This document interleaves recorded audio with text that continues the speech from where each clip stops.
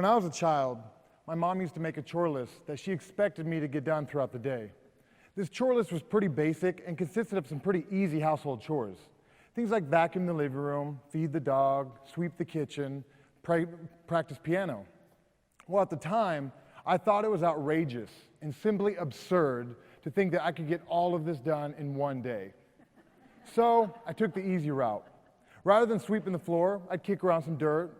Rather than feeding the dog, I would overfeed him the day before, so he'd have enough, I thought. And as for piano, that was an easy one. Don't do it and say I did. I got caught. My mom knew I didn't sweep the floor because there was dog hairs in the same areas. She knew I didn't feed the dog because the food cup never moved. And as for piano, she placed candy on the keys. So when you open the cover, there it was. Ouch. The easy way didn't result in anything but my mom's hypervigilance and making sure my now extra chores were done correctly. By the way, you can put things in the back of the piano too to show if you actually touched the keys or not. Well, now I'm a mental health therapist whose passion is nutrition and helping others make this connection. Unfortunately, the link between nutrition and mental health is often seriously overlooked. And what we eat can affect our behavior from being a little sad, tired, to even more serious mental health issues. This is me, an overweight child, large from birth. Man, did I love to eat. I love packaged foods, I love bagged foods, I love rich foods, foods with a lot of calories, but not a lot of nutrients. This went on until I went to high school, where I wanted to lose weight so I could get a girlfriend. So I started cutting calories. In fact, I ended up going days without eating anything. This did work, except I was always so tired, lethargic, it was really hard for me to concentrate. When I went to college, I started lifting weights and eating more food so I could get big. Well, I eventually did accomplish this goal, weighing up to 295 pounds.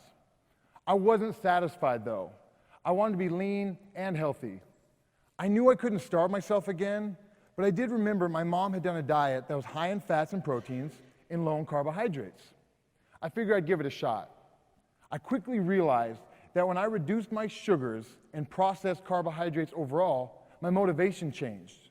My thinking cleared up. In fact, at one time, my concentration would have qualified for an ADHD diagnosis. Now I was able to read books for hours. I realized that when my blood sugars were steady throughout the day rather than up and down with various foods, that I just felt better. I was more motivated, and I wasn't left feeling tired, lethargic, and unmotivated. Very similar to symptoms of depression. This change was so fascinating to me that I actually switched my major to psychology and went into counseling. I wanted to better understand the connection between what we're eating and how we're feeling and help others do so effectively. I've seen results like mine in the lives of my clients. I've seen that when certain foods are added or taken away, behaviors can change.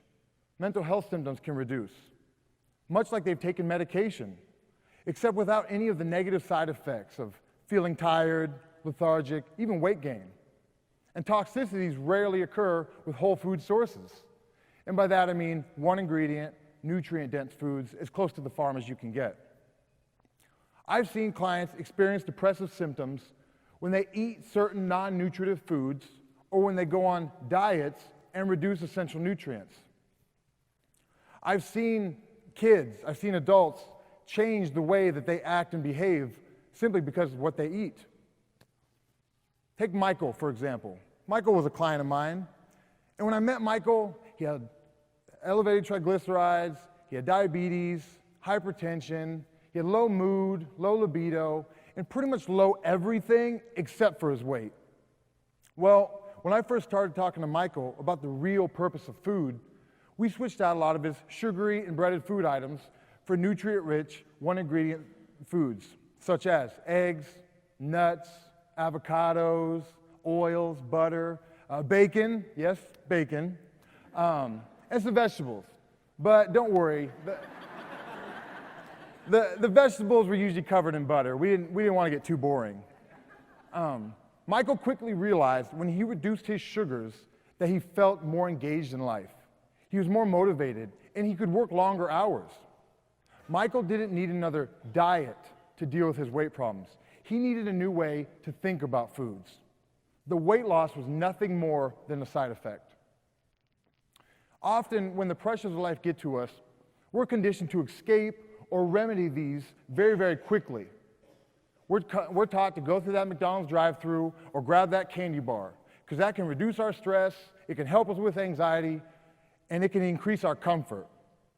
And once we change this idea from food as entertainment or a coping mechanism to rather seeing it as fuel for the body, many of our concerns with diet and weight disappear. Let's go back to where we started. Doing things the easy route. Quite frankly, these foods that I'm talking about aren't easy. You're going to have to be deliberate and seek them out.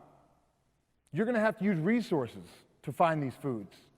And none of this is the easy route.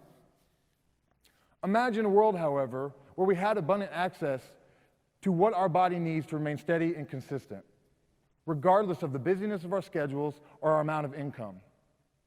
When our food begins to embrace, or when our culture begins to embrace food as something to increase our mental health, decrease our symptoms, and just change our behaviors overall, we can remain more satisfied and content. I challenge you today to think about what you're putting in your bodies to fuel your mind.